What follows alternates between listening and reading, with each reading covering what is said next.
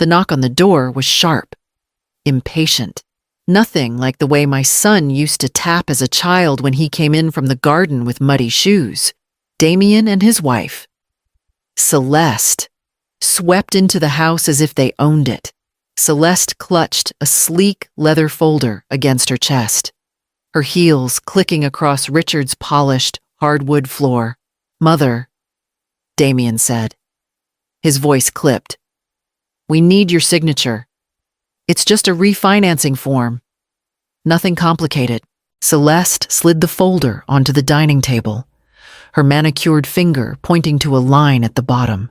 My stomach twisted when I saw it already carried what looked like my handwriting. "This isn't mine," I said quietly, my finger tracing the unfamiliar scrawl. "How could my name be here before I've even touched it?" Celeste's smile froze at the edges. "A draft," she explained too quickly. "The notary must have made a copy error. Richard had been a banker for 40 years, and he taught me to read documents carefully, to trust my instincts when numbers or signatures felt wrong." I closed the folder and pushed it back across the table. "No," I said. Damien's jaw tightened. He picked up the folder and slammed it shut. "You're being ridiculous. This is for the good of the family. You've lived off this house long enough without contributing." I stared at him. The boy I'd once soothed through fevers and heartbreaks, now glaring at me like an intruder.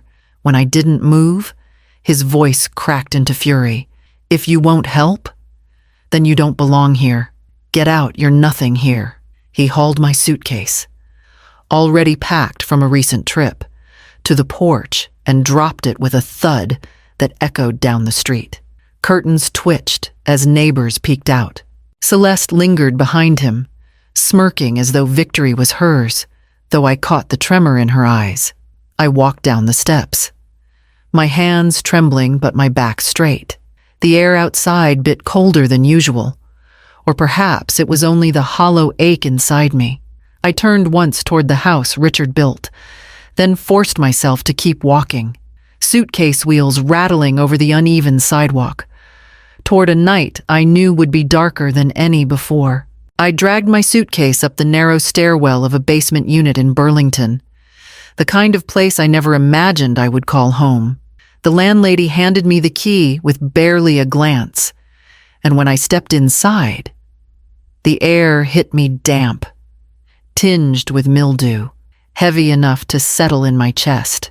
The cracked linoleum in the kitchen curled at the edges, and a single window looked out at ground level, offering nothing more than a view of passing feet and car tires.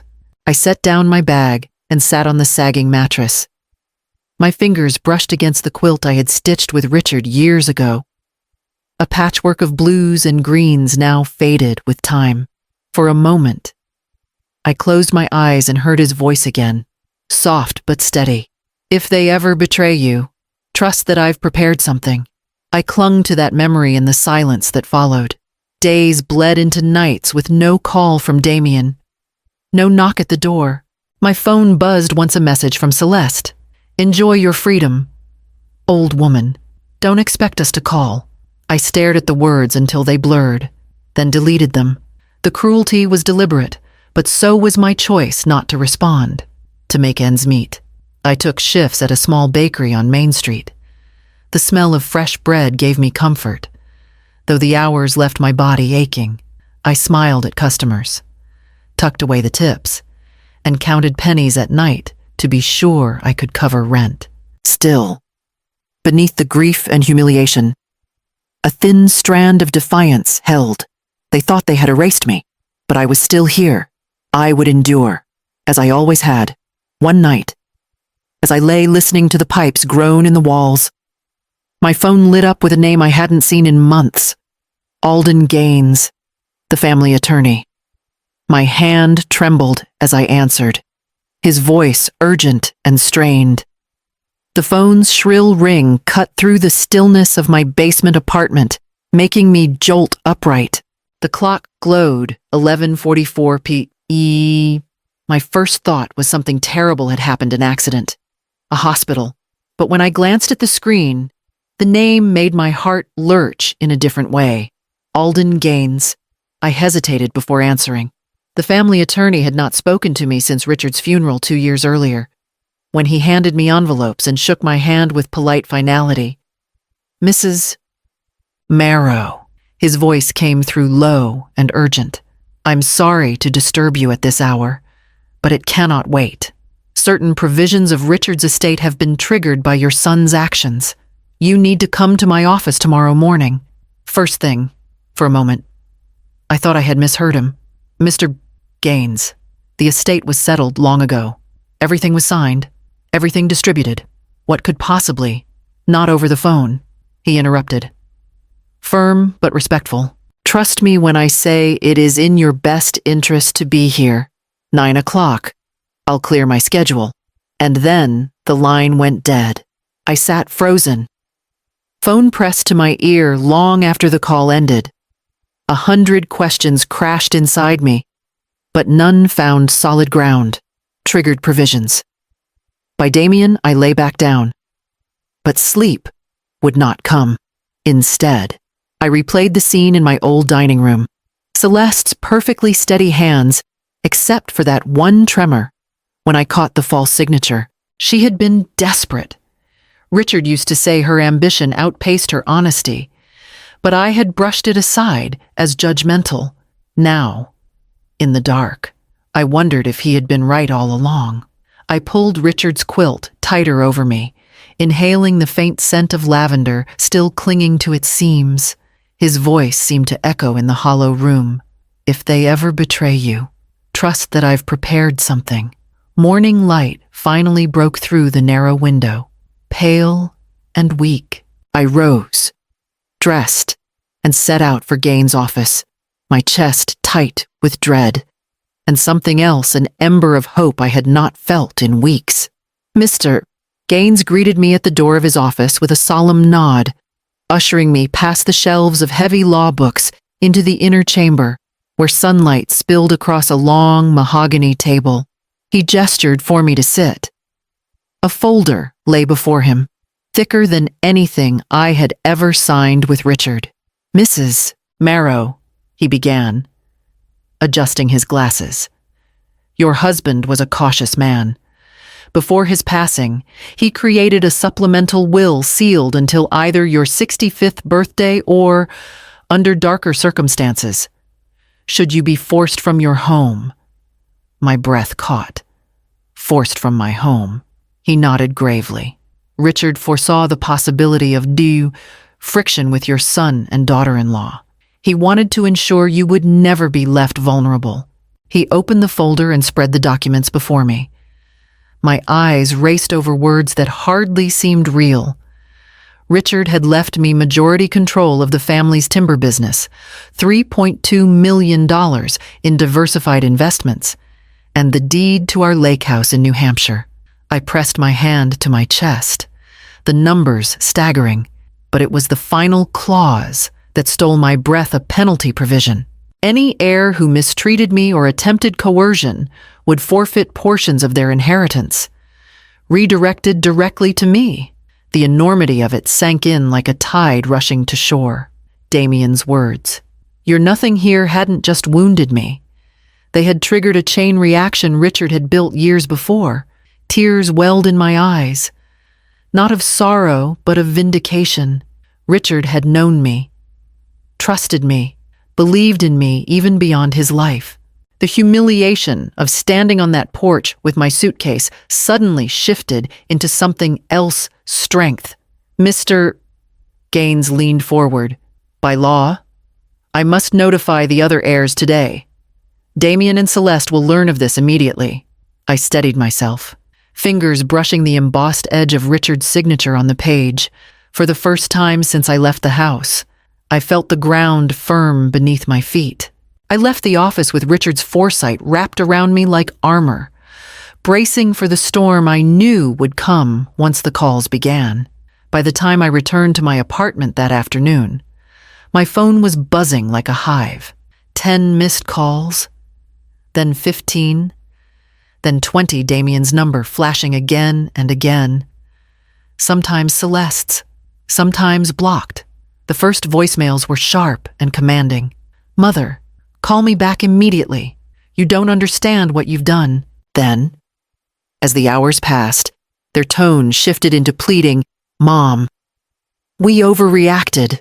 Let's talk. Please." I set the phone face down on the counter and let it ring. Their desperation was confirmation enough. Richard's safeguard had struck exactly where it would hurt them most.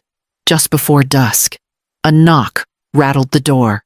When I opened it, Celeste stood there, pearls glinting at her neck, perfume hanging in the air like a shield. Her smile was bright, but it didn't reach her eyes. "Isabel," she purred, stepping lightly toward me. "We've all said things we regret. Family shouldn't fight. Let's resolve this quietly, without dragging strangers into our business." I leaned against the frame, keeping my body between her and the dim apartment behind me. "Strangers? You mean attorneys? Courts?" I asked, my voice steady. Her hand tightened on her designer handbag. The tremor was subtle, but I saw it, her mask cracking. The woman who had smirked as Damien shoved me out of my home now looked brittle, as if the pearls at her throat were strangling instead of adorning. "I only want what's best for Damien," she said quickly. "For all of us. If you'll just sign a few papers." "No." My answer was simple, quiet, and final. I reached for the door. Her smile faltered, eyes flashing something sharp before she dropped her voice to a whisper. "You'll regret this, Isabel." I shut the door, the click of the lock echoing in the silence. My hands should have shaken, but they didn't. Instead, calm spread through me. For the first time in weeks, I felt Richard's shield around me, unbreakable. The phone began buzzing again, vibrating against the counter, and I knew this was only the beginning of their unraveling. Mr. Gaines called me the next morning, his voice careful but edged with urgency. "Isabel, you should understand the full picture. Damien and Celeste have been using estate properties as collateral. They mortgaged large parcels for speculative developments, luxury condos, commercial lots. The projects failed. Without your signature to release additional funds, defaults are imminent. The banks are circling. If word gets out, it won't just be their finances at stake. It will be a public scandal." I sat at the small kitchen table in my apartment, the plastic laminate scarred with knife marks from tenants before me, and pressed the phone closer to my ear. So, that was why Celeste had shown up dripping pearls and perfume. They weren't protecting the family. They were protecting themselves. That night, I drove out to the cemetery. The gravel crunched beneath my shoes as I made my way to Richard's grave, the marble cool under my fingertips. The Vermont hills stretched out in silence, the stars sharp against the sky. "You knew, didn't you?" I whispered, my voice catching. "You saw they would betray me. You built the armor I would need." The wind stirred the branches above, and in the hush, I felt less abandoned, less small. The following afternoon, I stepped out of the bakery after my shift, the smell of yeast and sugar clinging to my clothes. Damien was waiting by the curb, shoulders slumped, eyes hollow. "Mom," he said, rushing forward. His voice cracked in a way I hadn't heard since he was a boy. "Please. I messed up. Without you, we're ruined." The man who had once thundered me out of my own home now stood trembling, begging like a child who had broken something he couldn't fix. His words fell heavy, but my heart no longer leapt to rescue. I tightened my coat around me and walked past him, leaving his desperation hanging in the crisp air. The next summons would not come on a street corner, but in a room where none of us could hide. Mr. Gaines arranged the meeting for a gray Thursday morning. His conference room smelled faintly of leather and ink, the long oak table polished to a mirror's shine. I sat at one end, hands folded, Richard's ring heavy on my finger. Damien and Celeste entered together, shoulders squared as if walking into a negotiation they expected to win. Celeste's smile was dazzling, her pearls gleaming under the light. "Isabel?" she began sweetly, settling across from me. "This conflict has gone far enough. We're family. We want what's best for you. We'll support your retirement. Even fund scholarships for the grandchildren, whatever you want. Just sign the necessary authorizations, and we can put all this unpleasantness behind us." Her words slid across the table like oil, but I had come prepared. Without a word, I reached into my folder and slid a document across to Mr. Gaines. He turned it toward them. The forged signature page from the packet Celeste had tried to force on me weeks earlier. Damien leaned forward, eyes narrowing as he read. Then his face drained of color. "What is this?" he muttered. Celeste's voice wavered for the first time. It must be a mistake, a clerical error. You can't think I." But her mask had cracked. I saw the panic she had hidden, the edge of fear slipping through her polished exterior. I straightened in my chair. Richard entrusted me with his legacy. I will not be coerced, manipulated, or threatened. From this day forward, you will resign from managing the family assets. I will oversee them myself, with independent advisors. That is not negotiable." The silence was thick, broken only by the tick of the clock on the wall. Damien rubbed his temples, avoiding my eyes. Celeste's nails clicked against the table as her composure disintegrated. I held my ground, steady and unshaken. For the first time, I felt not like an exile, but like the woman Richard had always believed I could be.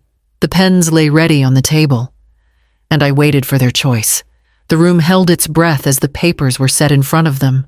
Damien's hands shook as he picked up the pen, his shoulders sagging with the weight of defeat. He signed quickly, almost carelessly, as though getting it over with would lessen the sting. Celeste, however, froze. Her eyes darted to me, then to Mr. Gaines, then back to the pages. "This is absurd," she spat. "You can't expect us to Mr. Gaines interrupted smoothly, his voice even but firm. "The documents are legally binding. Mrs. Marrow, you may either sign now or face a court process where evidence of forgery will be presented. The choice is yours." Color drained from her face. With a sharp inhale, she snatched the pen and scrawled her name with furious strokes, the ink blotting where her hand pressed too hard. When she dropped the pen, it clattered against the table, final and unforgiving. Their authority vanished in that moment, signed away as cleanly as a debt marked paid. Damien pushed back from the table, eyes downcast, unable to meet mine. Celeste rose abruptly, heels striking the floor in angry staccato. As we stepped out into the corridor, she leaned close, her breath sharp against my ear. "You'll regret this," she hissed, before stalking down the hallway, her perfume trailing bitterness behind her. I trembled for a moment, my body remembering the sting of being thrown out, the ache of humiliation. But then I lifted my chin. I had not won by cruelty. I had won by standing firm. That evening, the phone rang again, this time Mr. Gaines. His tone carried something new respect. "Mrs. Marrow, the board has formally recognized you as majority owner. Several business partners have already requested meetings with you directly. They're eager to work under your leadership." I hung up the phone, staring at my reflection in the window. For the first time since Richard's death, I did not see a discarded widow. I saw a woman rising into her own. The next morning, I packed my suitcase, not to leave in shame, but to return home on my own terms.